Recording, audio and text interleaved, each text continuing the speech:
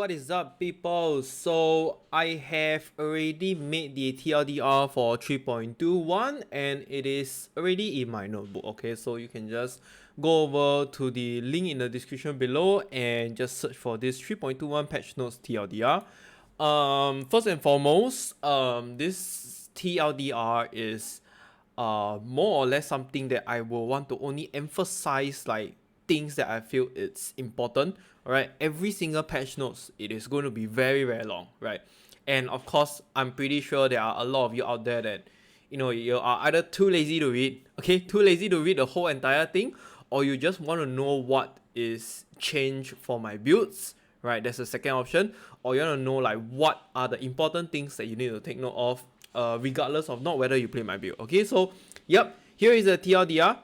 The reference links can be found all over here. So there's like the full patch notes, there is the Crucible leak also. I'll just give you a quick show. Like here is the full patch notes, okay? The links are all here. If you really want to read every single one of them, then just come over here.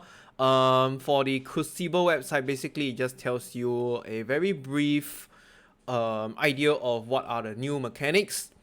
Some in-depth stuffs, like let's say maybe here the changes to Wing Scarab, changes to classes, Val Gems, the new Val Gems, new unique, so on and so forth. Okay, so yep, all in the links here.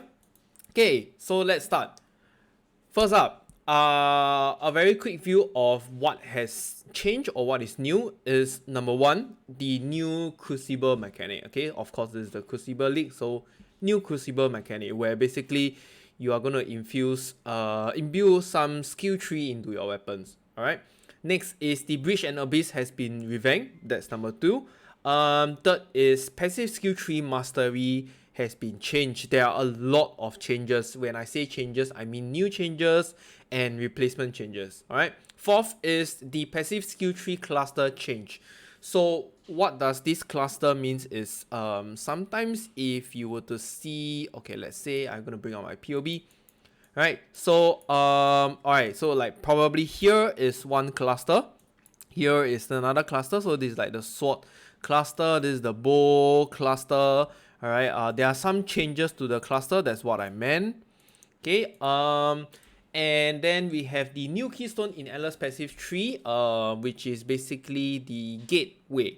Okay, where it allows you to move from one end to another without allocating too much passive points, and changes to Breach plus Abyss nodes has also been changed. Saboteur and Pathfinder has been revamped, reworked, whatever you want to call it, they have been changed in short. Okay, some skill gems have been improved, some skill gems have been nerfed. I think overall all of the powerful or the most used skill gems have been nerfed. Alright, and last but not least, power charge has actually been improved. Slightly. Not a lot, but slightly.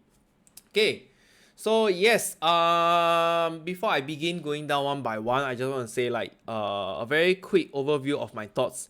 I have already read through and that's why I wrote this, right? So what I think is, it just felt like a nerf leak for me.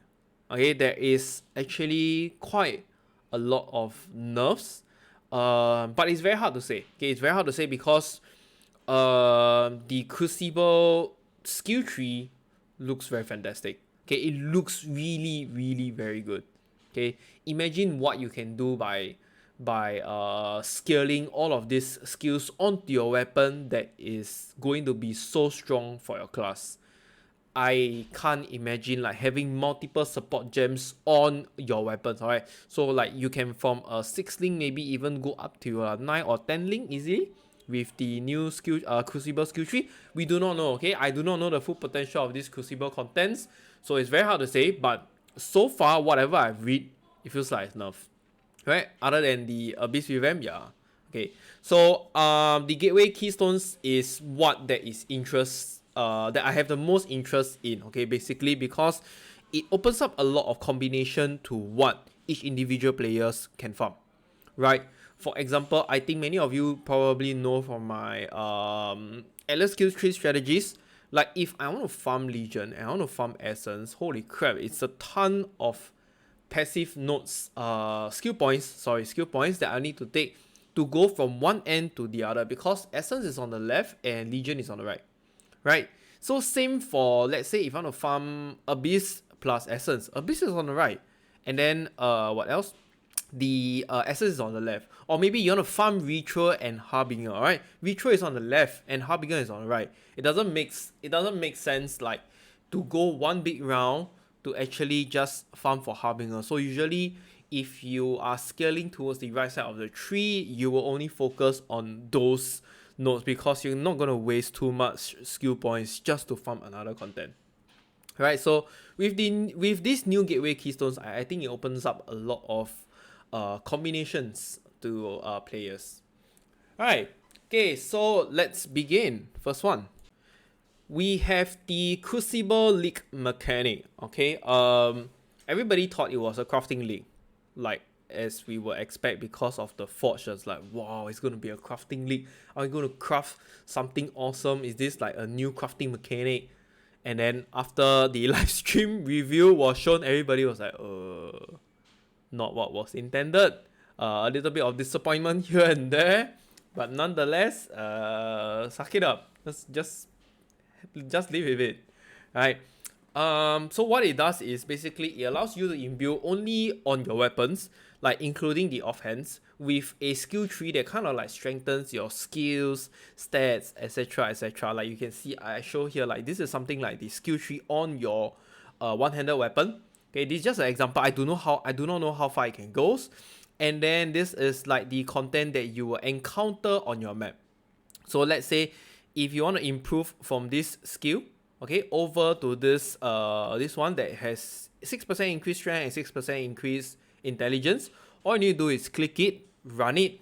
A ton of monster will start spawning out or summoning out, and then you got to just kill them, survive, and yep, there you go. You will start to get Crucible experience points. Okay, so when you have more than enough Crucible experience points and you have hit the threshold, you'll basically gain that skill. Right, so it's pretty simple and straightforward for now. Okay, so yeah, over here, as of now, right, the skills from these trees, how they are assigned, we do not know yet. It can be random, probably can be changed. There's really not much information out there. So yeah, probably have to explore more when the league starts. I think most likely Grimroll will just post a video of how it really works. Okay, so the league mechanic feels very much like Ultimatum. Okay, so some of you might not have played it. During Ultimatum League is basically you just kill a bunch of monsters with additional modifiers, and you gotta survive and kill them. And as the higher level of difficulty you go, the rewards is more generous. Okay, it becomes very, very more rewarding, something like that. Okay, so basically you can't die and you gotta survive. Right. So there will also be like another forge or area. They call it the Forge of Titans or something like that. Okay, like these two are the new areas here. So yeah, it will be at the Forge of the Titans. So there are just a little bit of gameplay showing during the live stream where you go through this kind of like lava area to go all the way to the end. I'm not sure if there is a Crucible boss or not, alright? Nothing has been mentioned about that, but it'll be really cool if there is one. Okay, it'll be really cool if there's one. And at the end of the map, you'll be able to do a lot of modifications to your weapons, okay? Including infusing a unique weapon with these skill trees. That's really gonna be insane. Alright? I'm just hoping that it's not something too troublesome to go through. I'm pretty sure most of us like prefer it to be simple and easy, like something that is not like Lake of Kalandra, if any of you guys ever played it. In Lake of Kalandra, we have to build our own board, put our own tiles, and try to connect as much of them as possible in single tiles and not connected like 4x4 in each other. So it's very, very troublesome, and I think that's one of the main reasons why so many people left that league so early. Like in the first few weeks, people are already leaving. Don't even say first few weeks, maybe the first or the second week, the number of players just dropped extremely drastically. Okay, alright, so that's just a rough idea of Crucible. Alright, next we have 9 new Val skill gems. Alright, I'm not going to go into details. You can just check out the website. The Crucible website, it shows you the skill gem and the description and every other thing else. 3 new Atlas gateways in the Atlas passive skill trees. Okay, it allows you to add these keystones that can be connected to the other side of the Atlas skill tree. So like I say, it's really very good. Okay, it's really very good in a sense you do not have to allocate too much passive points to go from one end to another. Like I mentioned here, it's really very good. Let's say we have a problem where we want to do Legion Essence, but Legion is all the way on the right and then Essence is all the way on the left. So it's troublesome, right? It's not only troublesome, you got to give out a lot of skill points just to connect one another. Now with these gateways, we can do that. Okay, you got to play around with it. There will be 4 new skill gems. Alright, the full details of these skill gems are not released yet, but you can check the forum or like my announcement page on Discord when they actually do release the news. Alright, it is basically the snipe skill gem, mana forge arrows, prismatic burst, and momentum support. Alright, and another new thing to take, okay, it's not a new thing, another thing to take note is actually some of the currencies have increased set size of 20. This is really good, okay? So Orb of Alchemy, Val Orb, Chaos Orb, Tainted Chaos Orb, Eldritch Chaos Orb, and Veil Chaos Orb. Holy crap. Orb of Alchemy and Chaos Orb is probably the most prominent one because you're gonna do less clicking from now on. When you trade with other people, especially, you know, when you trade Chaos for Divine, Divine for Chaos, and you want to trade for them in bulk, trade with them in bulk. Can you imagine how many times you need to click? Let's just say the market price is maybe 250 or 200 chaos per, okay, 200 chaos per divine orb, okay? Previously, you need to click 20 times, now you only need to click 10 times. I think this is a really good change. Okay, so next up is basically the league mechanic changes. Alright, first of all is Breach. In short, there will be more density of monsters but lesser duration. So it's a give and take kind of situation. I think it's good because when you're doing Breach, you don't really want to waste time. You know, if you do not add those passive nodes, I'm pretty sure most of you realize it's quite garbage. Like, okay, when the Breach first open up, okay, there will be so many monsters, you just kill them, kill and kill and kill. And like after halfway through, you start to see, why are the monsters not coming anymore? It's like one is slowly starting to come out, and then there's like 2 coming out from the left, and then there's like 1 coming out from the bottom right. And it starts to get really, really, really very little, and there's so much of waste of time, right? That sometimes we can't even bother for the breach to finish. We just let it go and goodbye. I am not going to complete a breach. I'm just going to kill the first few waves of breach monsters, and I'm just going to carry on with my map. So that's something that they saw, and I think this is a good change. Alright, efficiency, not wasting any time. And breach splinters drop are not affected by item quantity, okay? This is a really good change as well. Okay, somebody will probably need to test how much it affects, but the good thing to know is because all our maps scales with quantity, you know, when we elk and go, which means no matter what happens, we're gonna get a lot more breach splinters than before. Okay, this is really a good thing.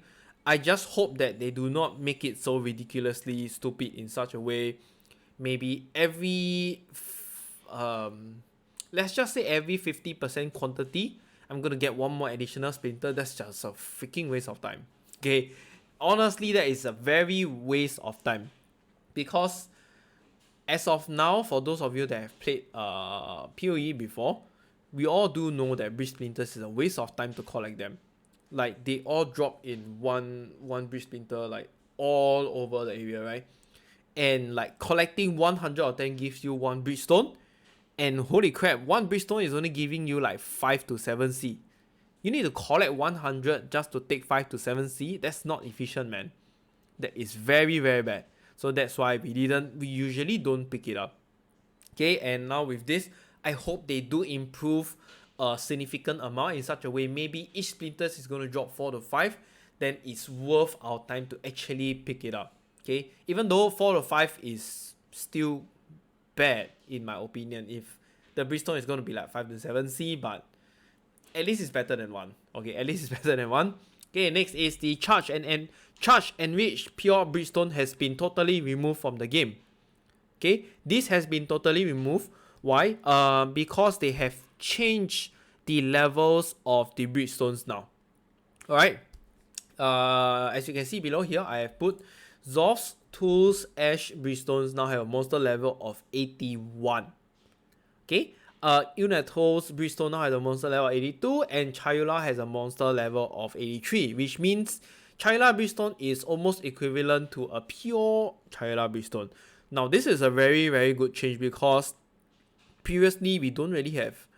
You need to pay a very handful amount of chaos, right? For the pure Chayula Bridgestone, you know, to start leveling in groups with other public parties and so on and so forth. Now, the base Chayula Bridgestone is going to have a base monster level 83, and this is going to change things, alright?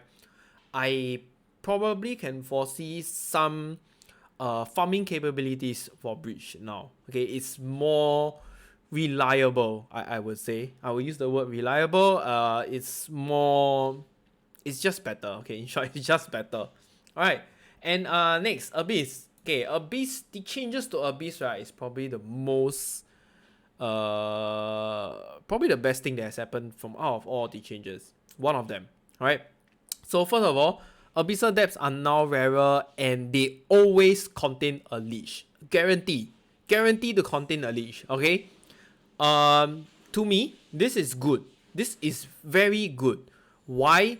Because when you are doing delirium maps or you're farming for like divination cards, let's say in Crimson Temple, okay, for apothecary, you want to spawn as many monsters as you can from the Abyss, right? And in the current state of PoE, when you see an Abyss, you kill it. There are so many scenarios and situations where the Abyss just end on the first hole, right? The Abyssal Depth just spawn, and yeah, that's it. There's no more monsters already. What are you gonna do? I gotta suck it out and just continue with the rest of the map as if there is no additional link mechanic for it, right? And the second change is the Stygian Spire might spawn at the end of the Abyss. Okay? What is a Stygian Spire? For those of you that do not know, it's actually the thing that spawns at the end of the Abyssal Depth if there is no leech. Okay, so if there's no leech, you go in, there's this kind of like artifact tower thingy, and it summons a lot of Abyss monsters. Right? So it's really very good. Okay, it will still drop rewards here and there, such as your Stygian Vice, your Abyssal Jewel, so on and so forth. So I think this change is really, really very good because not only will you get more monsters from the Abyss, if you do not have Abyssal Depth, then the Stygian Spire might spawn, which gives you further even more monsters than before. Alright. Next is the Abyssal Depth only appears at level 78 and above maps. Now this one is I wouldn't say it's a bad or good thing.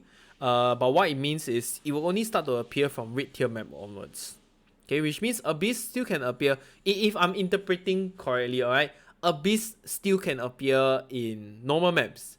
Just that Abyssal Depth will not appear until you reach red maps, which means no access to all the funky leech stars or all the unique abyssal items, abyss items from the leech.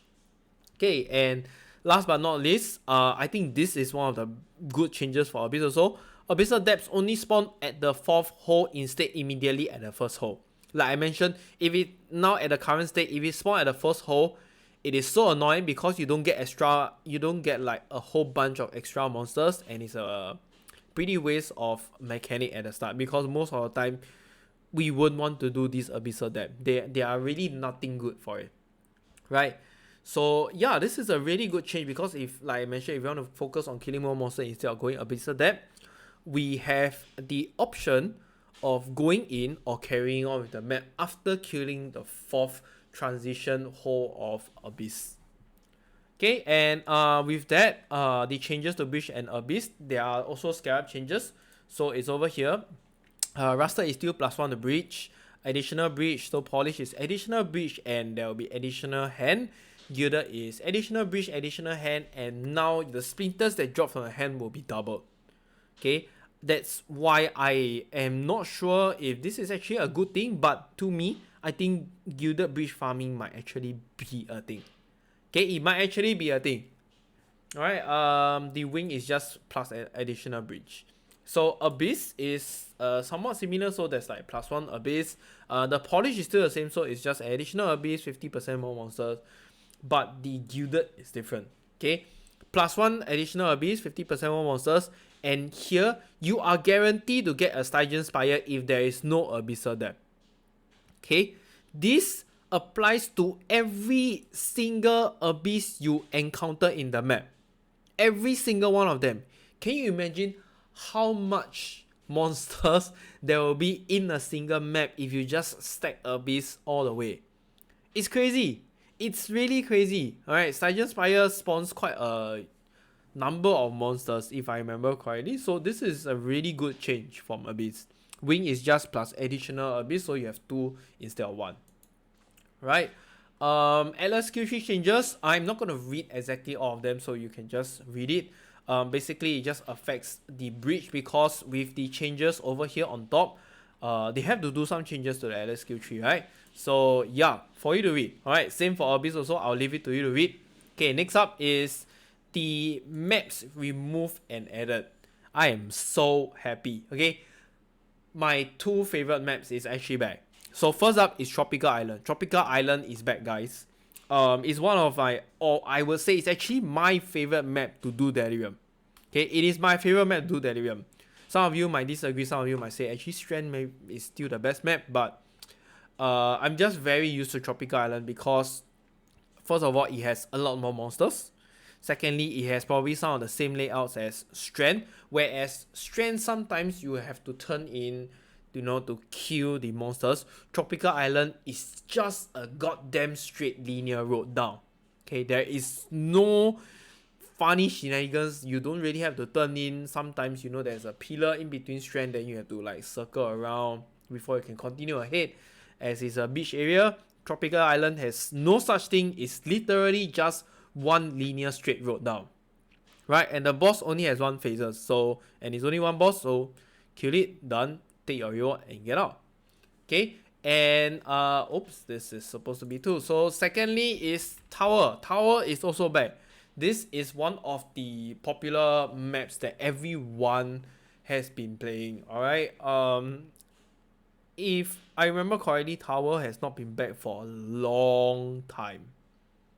Okay, I think it's about 2 to 3 leagues, or was it even more?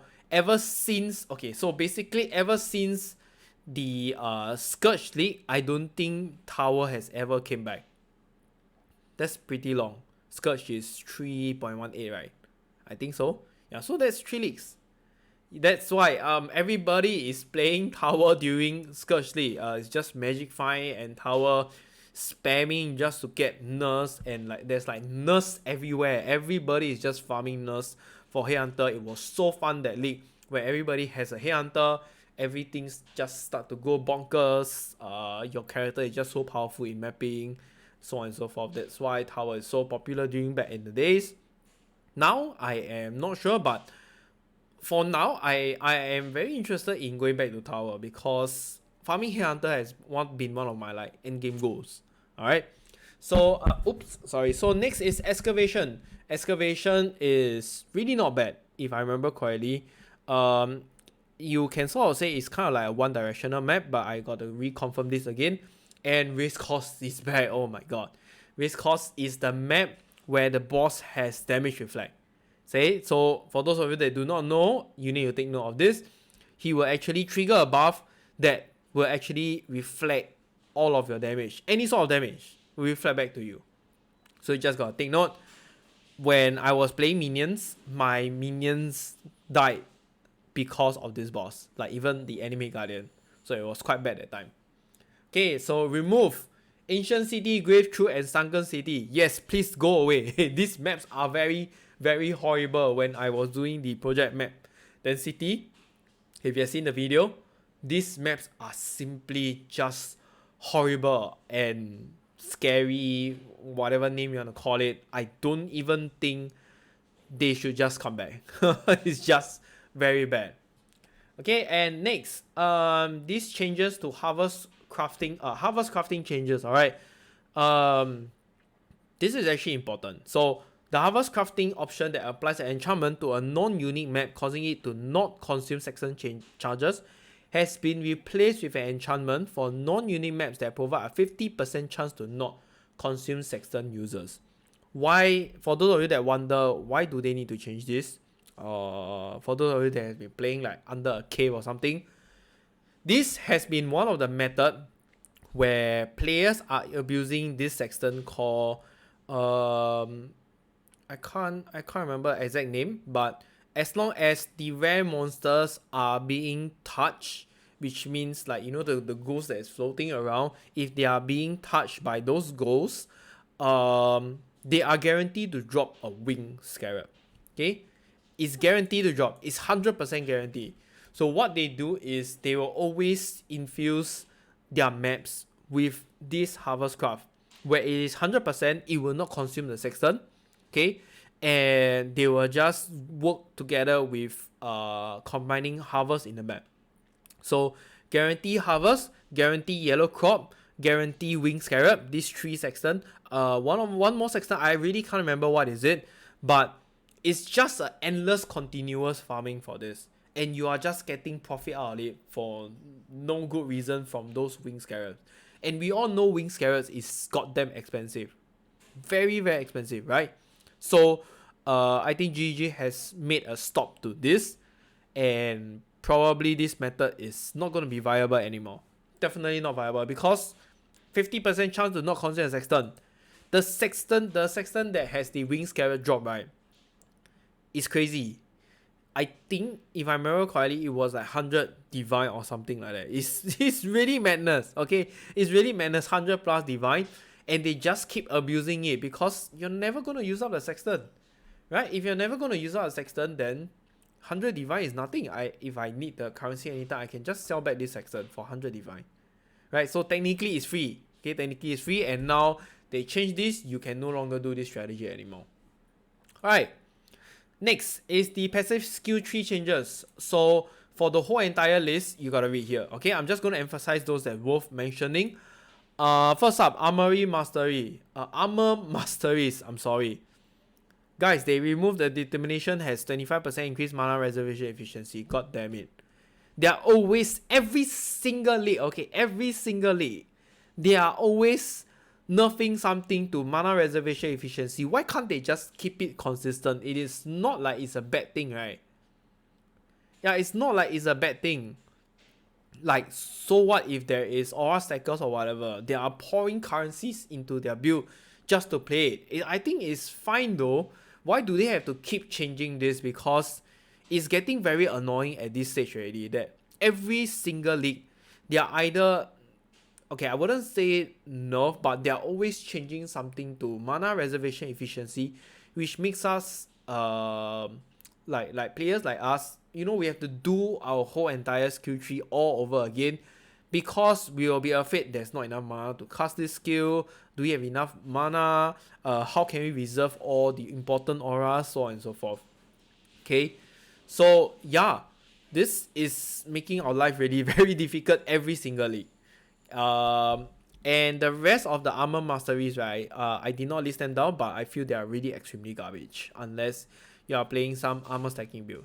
Okay, next up, armor and energy shield masteries. They remove the 20% reduced effect of curses on you. For those of you that are following my build, it's because of this mastery that we are able to hit 100% effortlessly. Okay, so it's going to be harder to be immune to curse because there are only a few nodes on the passive tree that actually gives you the curse immunity, a reduced effect of curse in short. Okay, next is armor and evasion masteries. Okay, this is a new one. Immune to poison if equipped helmet has high evasion rating than armor. Immune to bleeding if equipped helmet has higher armor than evasion. Okay, I think this is actually very good. Right, for those of you that are not playing ES builds, I think more towards the bottom right or the right side, right? This is very good because just allocating this node is going to remove one hassle from your build. Okay, poison or bleeding. Of course, I think bleeding is more annoying. But yeah, we'll see. And this mastery just eliminates one of them. So that's why I think it's pretty good. Okay. Okay, next one, caster masteries. Okay, this is not very important, but I just want to put it down. I think this thing is so meme. This thing is just extremely meme. Okay, this is a new mastery. 25% chance to open nearby chest when you cast a spell. What the hell? What? Open what chest? I don't get it. I mean, if there is something that I'm missing out, can you please enlighten me? Because when I saw this, the first thing that came to my mind was, okay, you know when you map, sometimes you have boxes or things on the ground, right? There are actually, things that you can open up. So I assume those are chests. Okay, I assume those are chests. And when you cast a spell, you have a 25% chance to open it. Okay, unless I am interpreting something wrong. Alright? But what's even funnier, right, is this is not even guaranteed to open the chest when I cast a spell. Like, who in the world, when you are mapping, you literally just walk to the chest and click them one by one? Like, let's say even if your map has it, I know there are some maps that has it, or even on the X, right? Through the X, you actually see some chests, like those ornate chests, treasure chests, or something like that, or those gold chests, whatever it is. Okay, I don't even think you'll walk to there and open it. Right? You'll probably just ignore it and go. So what is the point of this mastery? And 25% means 3 out of 4 times on average, you still have to click the chest yourself if you want to open it. That's so stupid. I'm sorry to say, but this is really very stupid. What were they even thinking putting this inside? Like, I just wanted to skip this portion, but I just think it's too funny. It's just too meme. Okay. Going sidetrack. Let's go to the next one. Alright, so next is Claw Masteries. So they basically removed the gain life or mana per enemy hit with attacks, and now they have changed to this. So gain 25 life per enemy hit with main hand claw, gain 25 mana hit per offhand claw attacks. So basically, in short, they are just focusing on claw now, which means there are a lot of attack skills that cannot abuse this mastery to have the instant leech anymore. Okay, you got to find other sources of it. And this, I would say, it kind of affects a lot of builds. A lot. Okay? Because previously, I think many of the builds, especially as your league starter, low budget, they will always abuse this Claw Mastery no matter what attack you are using. It's so good. It's so good. Right?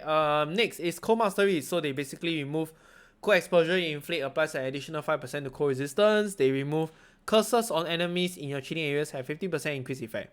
Okay, now there is 3 new ones, which is 10% chance to inflict cold exposure on hit with cold damage. Chills from your hits always reduce action speed by at least 10%. Enemies permanently take 5% increased damage for each second they've ever been frozen by you, up to a maximum of 50%. Now, this mastery change is actually very good for me. Or more like I would say for everyone that love playing cold builds. Okay, 10% chance to inflict cold exposure on hit with cold damage. You know what does that mean? That means, right, when we are probably fighting bosses, we don't even need to use Frost Bomb anymore. Right, we can even remove that. Because 10% chance, maybe every 10 hits, you will get to inflict cold exposure once. And cold exposure lasts for how long? 5 seconds? I think so. I think it's 5 seconds. Within that 5 seconds, I'm pretty sure you can hit 10 times again, unless you are dodging stuff, right? That one we don't say, okay? That one is a different scenario, but most of the time you will still be inflicting cold exposure. And not to mention, right, this cold exposure on hit has probably no cooldown to it. So which means if there are 10 monsters in front of you, there's a chance to inflict cold exposure on every one of them. And this is really, really very good. Okay, this is really, really very good. Next is chills from your hits always reduce action speed by at least 10%. This is also really decent, but I'll put this at the last. Alright, and the new one is the permanently take 5% increased damage for each second they ever been frozen by you, up to a maximum of 50%. This is crazy. Because when you are fighting boss, right? When you're fighting like bosses, yes, they will not be like frozen standing still, but they will still have the frozen status.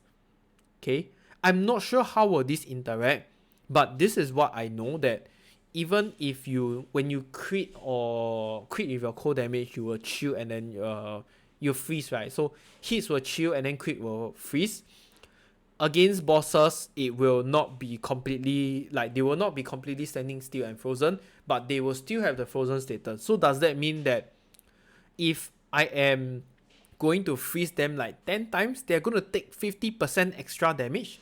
That's insane. That's really crazy. We got to see how, okay? We got to see how with this. Alright, next, Energy Shield Mastery. They remove Discipline as 25% increased mana reservation efficiency, so rip this again. Evasion Mastery, again, Grace has 25% increased mana reservation efficiency. They remove. But there is a new note over here. New Mastery. So 15% chance to suppress spell damage if equipped helmet, body armor, gloves, boots, or have evasion rating. Now, I think this is very good for endgame builds. Okay. For no reason, if you are going for a dodge or the evasion build, alright, sorry, evasion build, most likely you will want to have maximum suppressed spell damage, right? And this one note alone just give 15%. Do you know how hard is it to find 15% like on the skill tree? Like, you can plus it out or you can probably detour along the way, but this is just one mastery, just straight up 15%. I think this is really going to be good for endgame builds. Okay, next is Flask Mastery. For those of you that didn't know, this line of modifier, right, actually came from Pathfinder, and previously it was 6%. Okay. Now it has recover 4% of life when you use a flask. To me, it's a big nerf. Okay, like I said, this came from Pathfinder, and previously it was 6%. So this is like a 33% nerf to it. Every time you use a flask, you're gonna recover 4% only instead of 6. So imagine previously every 2 flasks you use, you're gonna heal 12%. Now you need to use 3 flasks to heal 12%. That's a huge difference. That's quite a huge difference. Okay. Next, Leech Masteries. So this is a new one. 40% increased armor evasion rating while leeching. When I first saw this, the first thing that came to my mind was, I think every build is probably going to go for this. Every build. Almost every build, okay? I don't recall a build that does not have leech. I don't think so. I don't think there is a build that does not have leech. Like, it can be any sort of leech. Mana leech, life leech, ES leech, whatever. Okay? Why? Is because this is flat up 40% increased armor evasion rating. Okay? We can consider taking this and dropping Defiance Banner. So that frees up one socket slot and we free up like 10% of mana reservation efficiency. And not to mention, right, if I remember correctly, Defiance Banner only gives you 24% increased armor evasion rating. This gives you 40%. This alone gives you 40%. So while leeching, okay, you got to remember while leeching. So it best works on a build that uses mana, because you will be constantly leeching mana. Okay. Next one is the 10% of leech instant. Now, I'm a bit skeptical about this. I do not know how you'll fare, but you'll probably just test it out and try. But on the bright side, I think this node is actually very strong. Okay. So because it is instant, if you are using a skill or a build that hits multiple times a lot or very fast, you're gonna leech very, very fast. Right. Let's just say your life is 5,000 ES. Okay, 5,000 ES. Your leech rate is gonna be 10% of 5,000, right? So that's 500.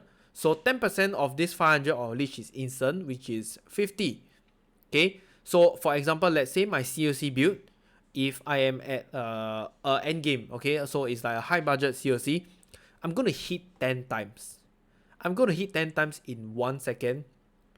which means right, every 1 second I'm gonna heal 500 plus 500, because 500 is 50 times 10, 10% of the leech instance, so straight away 500, and the other 500 is from the leech or your normal leech.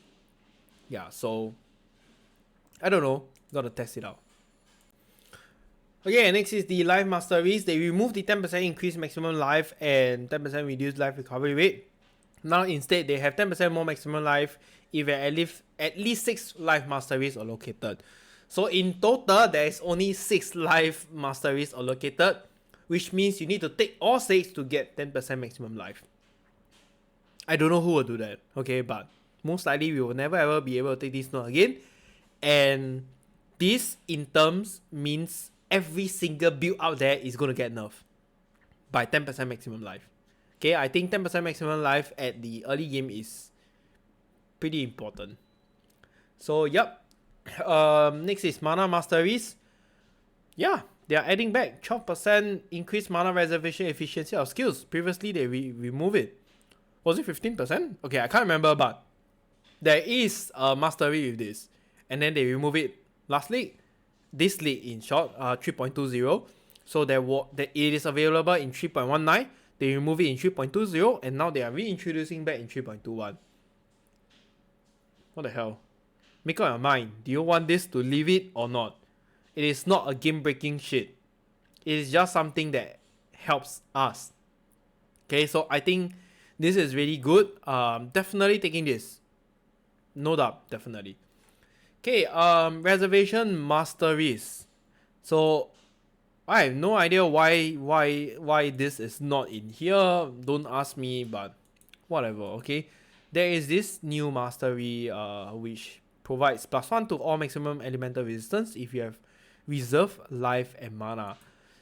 This for once is something that actually is good in conjunction with my COC builds, because my COC builds reserve life and mana.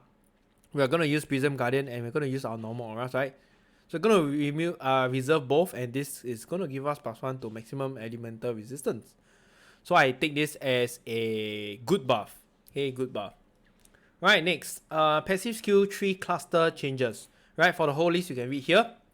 The only ones worth mentioning are this.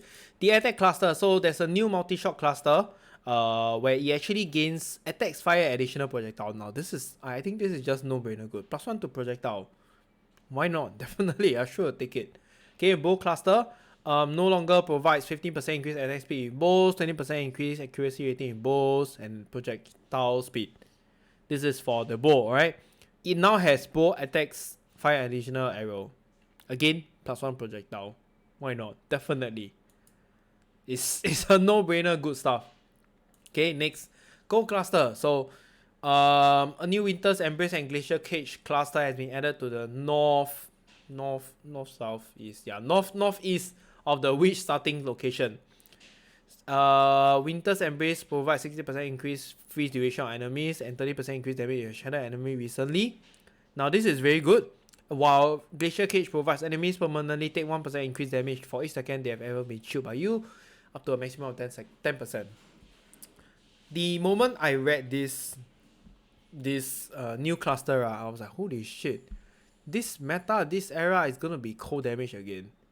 Do you know how strong this new cluster, this cold cluster passive skill is? It's so good. Okay, it's so good because I don't really care about the freeze duration, but the 30% increased damage in a shattered enemy is really very good. Okay, for mapping is just definitely if you are going for a cold build, you will eventually crit unless you are playing like dot cold. That's a different story, alright? But nonetheless, like Glacier Cage, enemies permanently take 1% increased damage for each second they have ever been chilled by you. This is a different story. When we talk about enemies take damage, right, it is different from you increase damage. Why? Is because if you guys didn't know, enemies take damage is flat up that percentage. So let's just say 10%, enemies take 10% more damage, okay? You're dealing 1 million damage. If they take 10% damage, means you're gonna deal 1.1 million. Okay? Simple. Really very simple.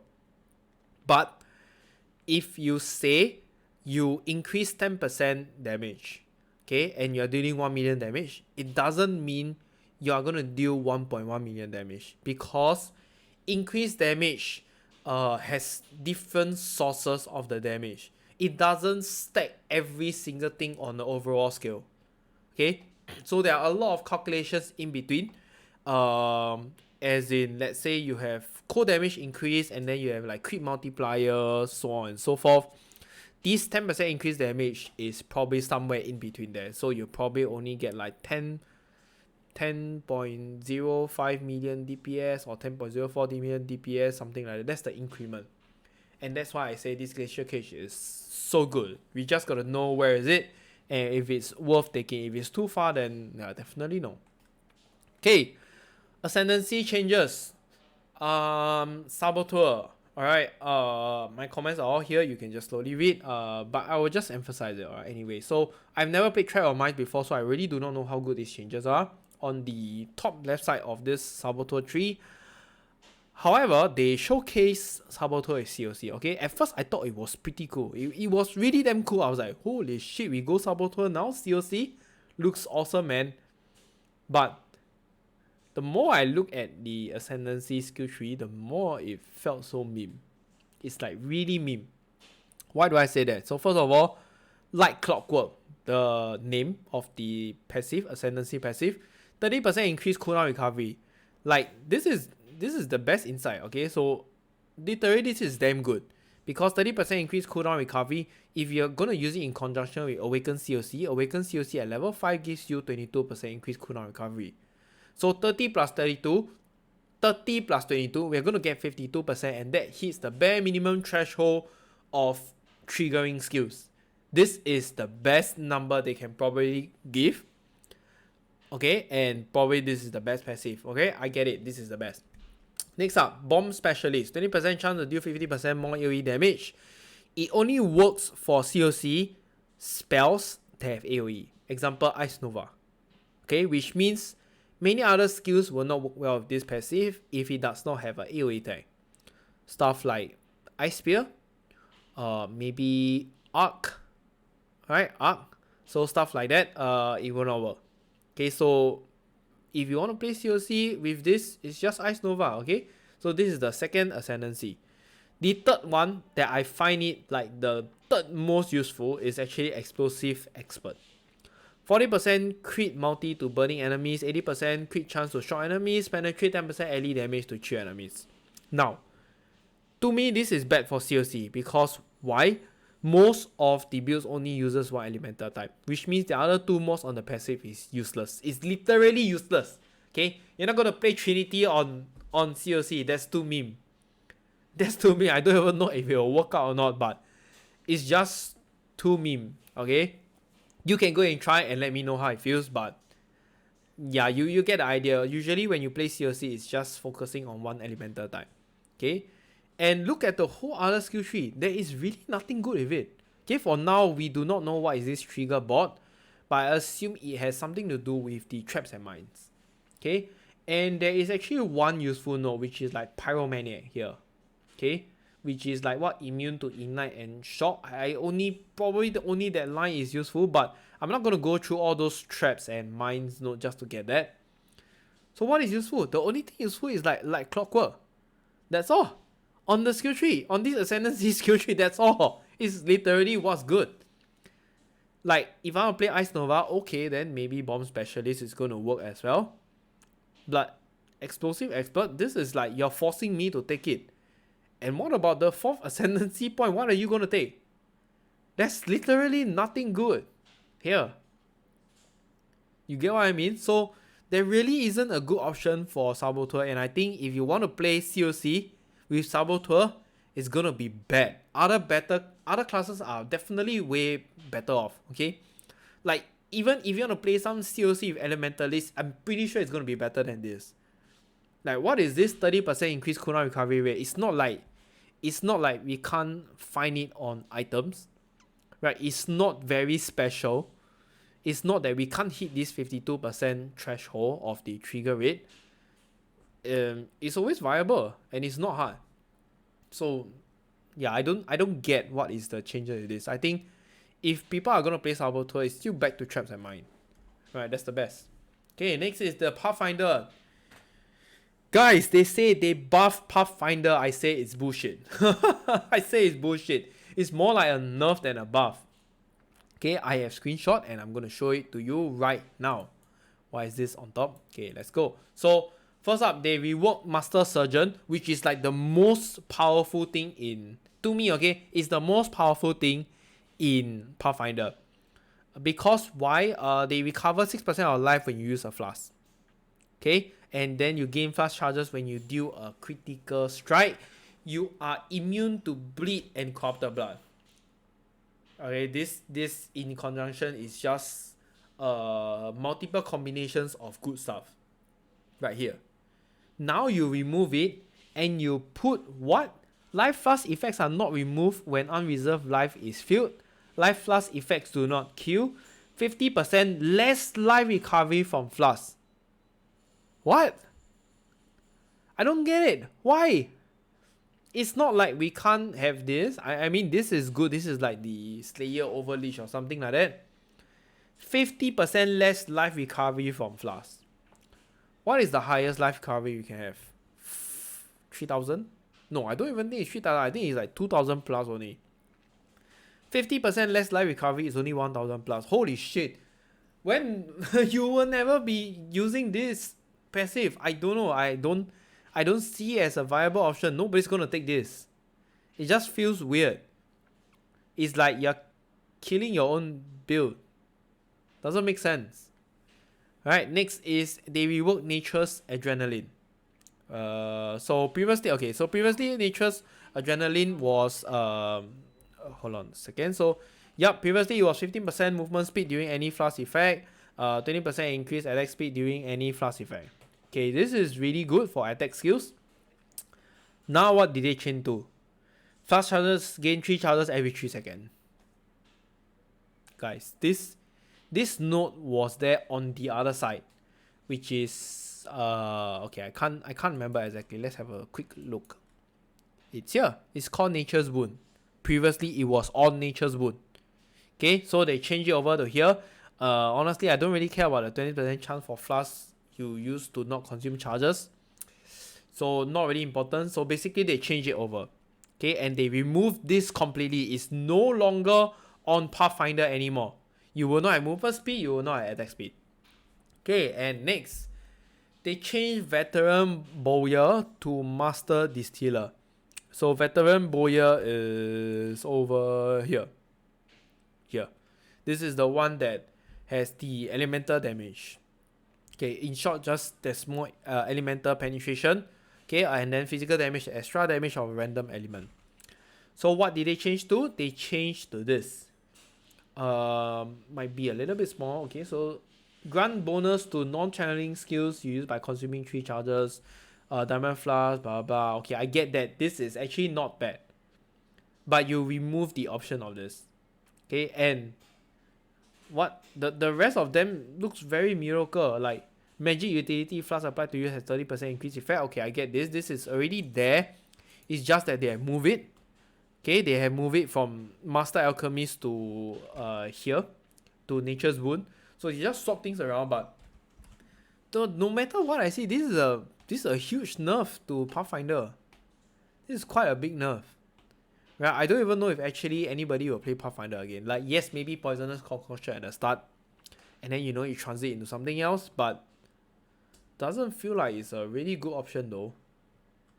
Alright, we gotta see. Okay, next. Skill gem balances. So spark base projectile or speed or spark has been reduced. It now fires 3 projectile. Not so much of an impact. Okay, I'm not gonna read Poisonous Concoction as well. This is actually a nerf. Okay. Onslaught support, guys, removed. It is gone from the game. Our beloved Onslaught support for League Start is gone. Forever. No longer there. Completely out of existence anymore. Now it has been replaced with what momentum support gem? I have no idea what the hell is that yet. But yeah, what the hell? Was it really needed? I don't get it. It has never been a huge impact. Like what's with changing the onslaught support? I don't get it why they need to remove this. And then was it last league they introduced the onslaught helmet? Permanent onslaught helmet, right?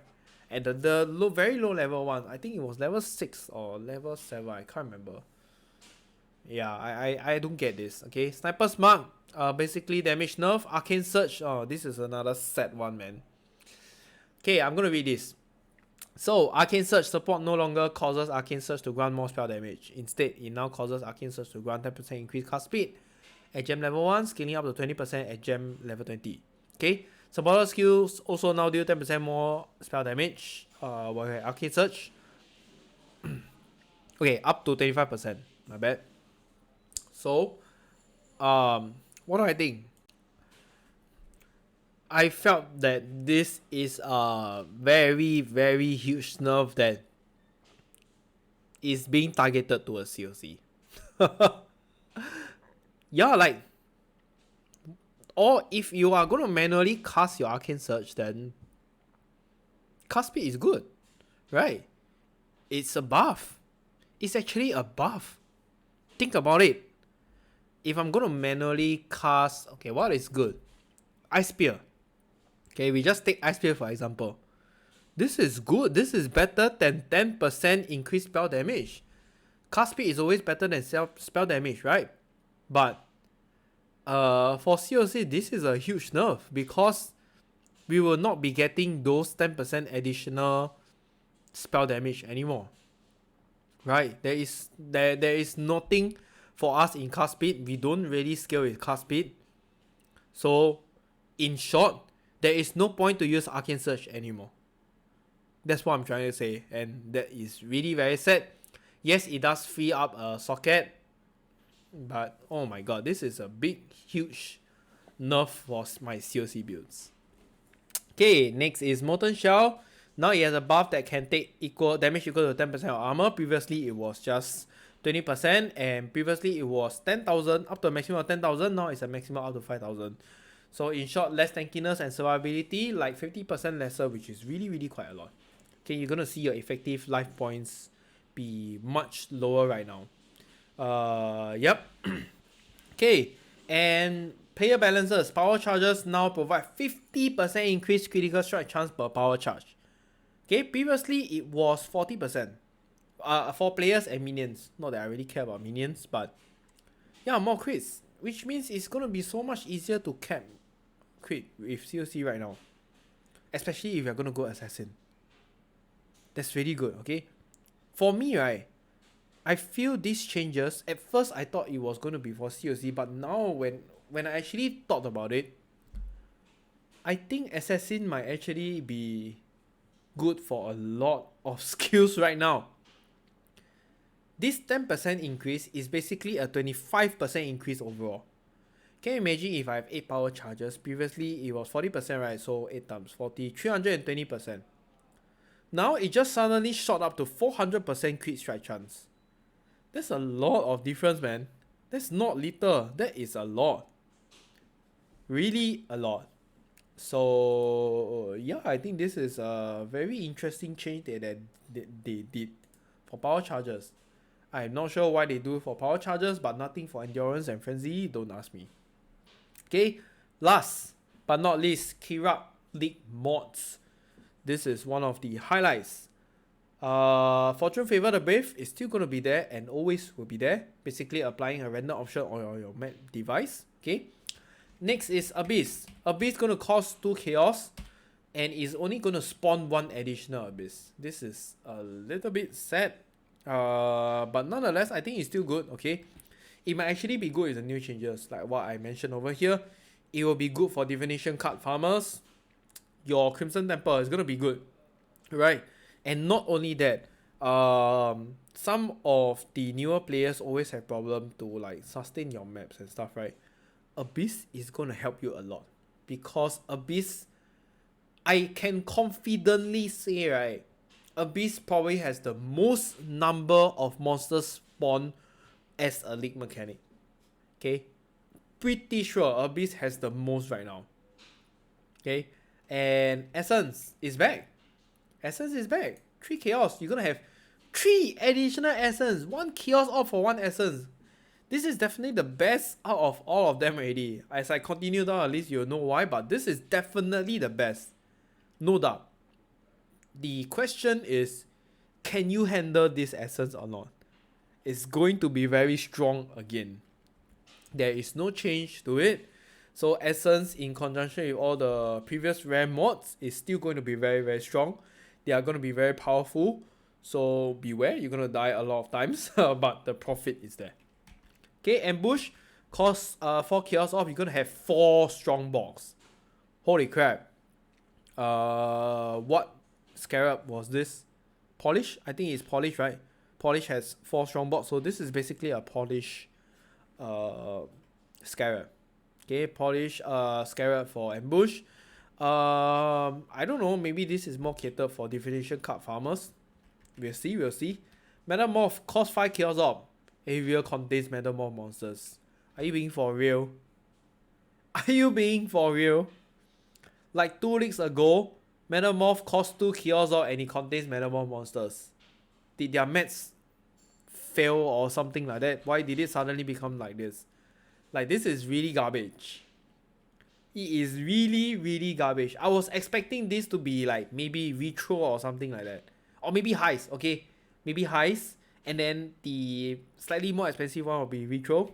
But metamorph? This is literally a rusted metamorph scarab, which doesn't even cost 1C. I don't get it. Okay. Heist. 60 contains 2 smuggler's catch. I am really not sure about this, okay? Because when I was doing my project map density, I realized I have profit a lot from smuggler's catch. Like really a lot. From the blueprints to the deception contracts, I was doing all 100 map and I realized I profit for a total of 30 to 40 divines just by running white maps with smuggler's catch. So from that, I really can't give you a good pros and cons, but I think this might actually be good. Okay, this might actually be good. If you want to change or some simple one where you just click, pick up and go, this might actually be good. Expedition cost 10 chaos off. It's just a simple expedition encounter. To me, I feel it's too expensive. Okay, 10 chaos off is too expensive. You can never have 2 expedition in one map. So if you use this, you can't use the scarab, and I think it defeats the purpose. I don't know what is this 10 chaos off for.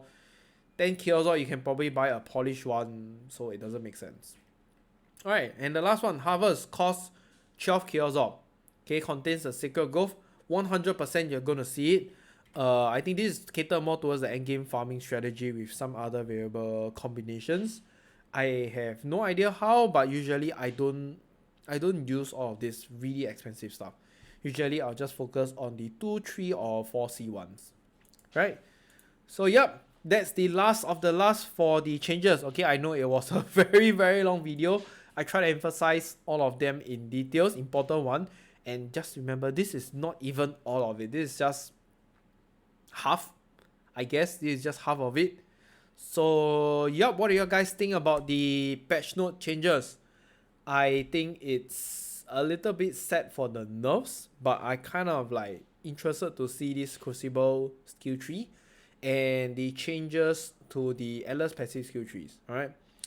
Then again, I look forward to what is going to happen to the new league. Unfortunately, I will have work to do, so I cannot play as much as before. Right? And my plans for the league. Okay, so first up, before league start, I am going to update every single build I can, as much as I can, according to what is like probably the most builds that's going to be played by most people. So, you know, like COC, then maybe Scaly Mages, and then you have the Blade Vortex. It's definitely still viable. And what else? For those of you that doesn't know, I've actually created a super fast Toxic Rain Pathfinder.